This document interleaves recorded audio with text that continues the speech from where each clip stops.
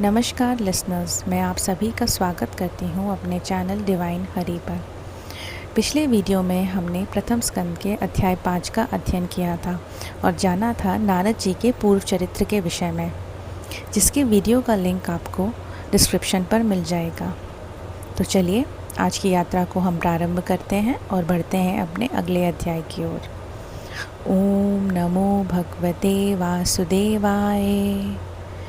प्रथम स्कंद अध्याय 6, नारद जी के पूर्व चरित्र का शेष भाग।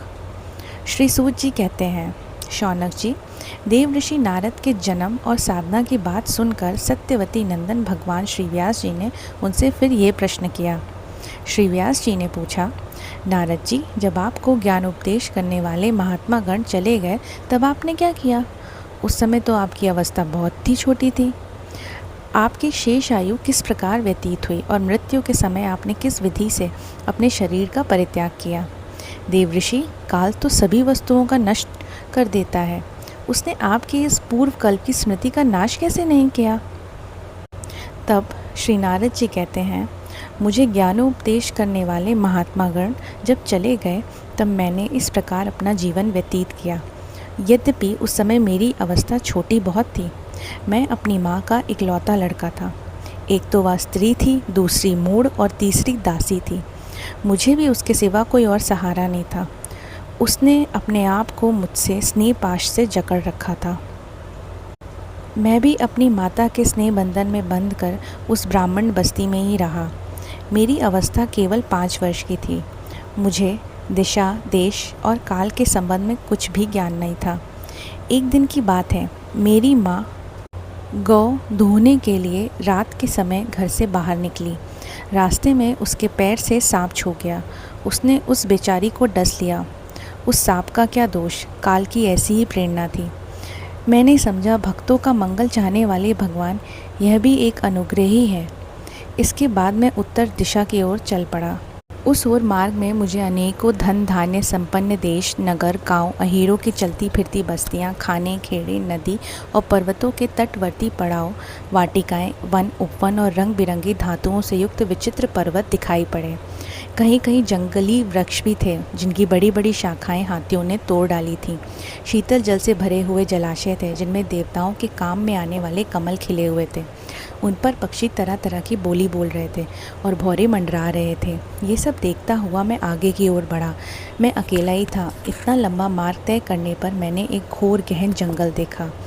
उसमें सांप, उल्लू, सियार आदि भयंकर जीव रह रहे थे। देखने में तो वह बड़ा ही भयावना लग रहा था। चलते चलते मेरा शरीर और इंद्रियां शिथिल हो गई। मुझे बड़े ही ज़ोर की प्यास और भूख लगने लगी। वहाँ एक नदी मिली। उसके कुंड में मैंने स्नान, जलपान और आचमन किया। इससे मेरी थकावट दूर हो गई। फिर एक पीपल के पेड़ के नीचे आसन लगाकर मैं बैठ गया। उन महात्माओं से जैसा मैंने सुना था, हृदय में रहने वाले परमात्मा के उसी स्वरूप को मैं मन ही मन ध्यान करने लगा। उनका ध्यान करते ही मेरी आंखों में आंसू आ गए। उस समय प्रेम भाव के कारण मेरा रोम रोम पुलकित हो उठा। हृदय अत्यंत शांत और शीतल हो गया। उस आनंद की बाढ़ में मैं ऐसा डूब गया कि मुझे अपनी कोई सुध न रही। भगवान का ये रूप सभी कष्टों का नाश करने वाला है। सहसा उसे ना देखकर मैं बहुत ही व्याकुल हो उठा और अनमना सा होकर अपने आसन से उठ खड़ा हुआ। मैं उस स्वरूप का दर्शन फिर करना चाहता था, किंतु मन को हृदय में समाहित करके बार बार दर्शन की चेष्टा करने पर भी मैं उसे नहीं देख पा रहा था। मैं अतृप्त के समान आतुर हो उठा। इस प्रकार निर्जन वन में मुझे प्रयत्न करते देख स्वयं भगवान बड़ी गंभीर और मधुर वाणी से बोले, खेद है कि इस जन्म में तुम मेरे दर्शन नहीं कर सकोगे। जिनकी वासनाएं पूर्णतया शांत नहीं हो गई हैं, उन योगियों को मेरा दर्शन अत्यंत दुर्लभ है। निष्पाप बालक, तुम्हारे हृदय में मुझे प्राप्त करने की लालसा जागृत करने के लिए मैंने तुम्हें एक बार अपने रूप की झलक दिखलाई। मुझे प्राप्त करने की आकांक्षा से युक्त साधक धीरे धीरे हृदय की संपूर्ण वासनाओं का भली भांति त्याग कर देता है। अल्पकाल से ही तुम्हारी चित्त वृत्ति मुझ में स्थिर हो गई। अब तुम इस शरीर को छोड़कर मेरे पार्षद बन जाओ। मुझे प्राप्त करने का तुम्हारा ये दृढ़ निश्चय कभी किसी प्रकार नहीं टूटेगा। समस्त सृष्टि का प्रलय हो जाने पर भी मेरी कृपा से तुम्हारी स्मृति बनी रहेगी। आकाश के समान अव्यक्त सर्वशक्तिमान महान परमात्मा इतना कहकर चुप हो गए।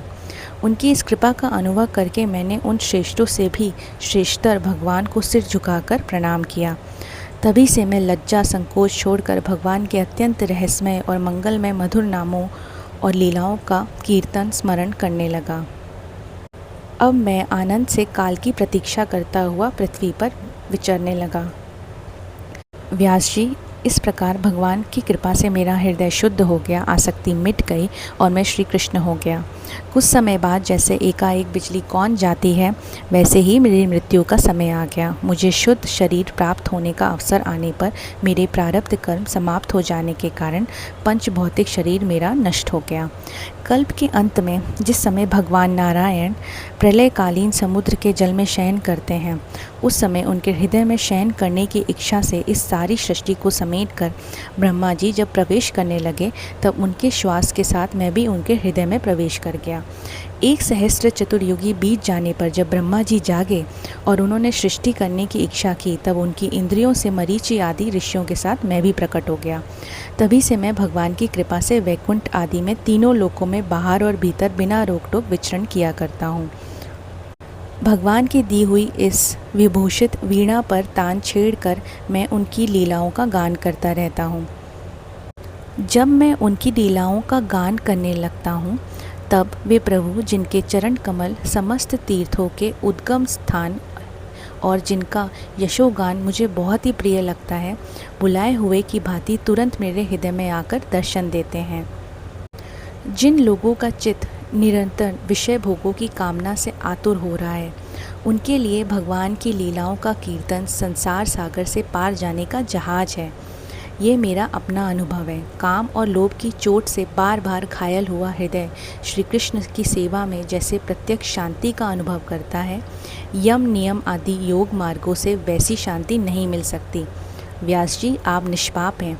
आपने मुझसे जो कुछ पूछा था वह सब मैंने आपको बता दिया। आपकी आत्मसंतुष्टि का उपाय भी मैंने बतला दिया है। श्री सूत जी कहते हैं, शौनकादि ऋषियों, देव ऋषि नारद ने व्यास जी से इस प्रकार कहकर जाने की अनुमति ली और वीणा बजाते हुए विचरण करने के लिए वे चल पड़े। हे देव ऋषि नारद, आप धन्य हैं, क्योंकि ये भगवान की कीर्ति को अपनी वीणा पर गा गाकर स्वयं तो आनंद मग्न होते ही हैं, साथ साथ इस जगत को भी आनंदित करते रहते हैं। इस प्रकार हमारा प्रथम स्कंद का अध्याय 6 समाप्त होता है। धन्यवाद।